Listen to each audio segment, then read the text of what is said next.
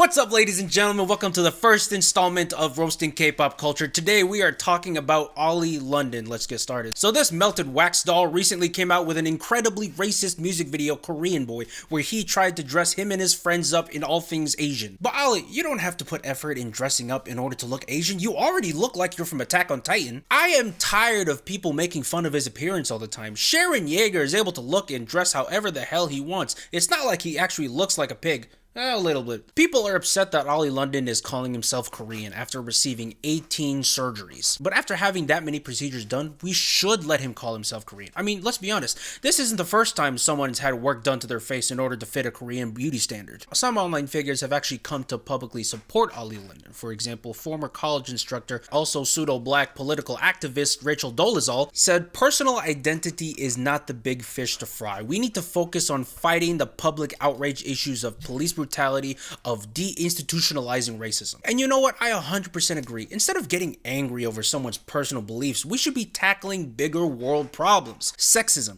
inequality, institutional racism. I'm sure Oli London agrees with all of that. Wait, what the f? During an interview with Crazy Grace, Oli London said that his line of work includes producing, TV production, as well as music. I'm doing a lot of things producing, I'm doing TV production, I'm doing music production. A lot of people think that he's lying, but I personally believe him. It's very clear that Oli London is an expert at editing things. Have you seen his face? I'd argue, in fact, that he needs to be on television more. Do you know how many horror gigs this guy could get? No wonder why he's able to afford all these $250,000 procedures. I understand you're trying to learn and love the culture by trying to adopt yourself in it, but by appreciating Korean culture, you're unironically doing the most harm to their image. People who look at this guy saying he's Korean aren't going to think Korea looks like this. They're gonna think it looks like this. Oli couldn't even marry a real Korean person. He just married cardboard, and he still got divorced. I know what you guys are thinking. This guy is incredibly insensitive and irresponsible for what he's doing. But what you need to understand is everything here is completely fake. It's very clear that he only does this to get attention, and you all fall for it. The more angrily you type on Twitter, the more videos you make about Oli London, who is this guy,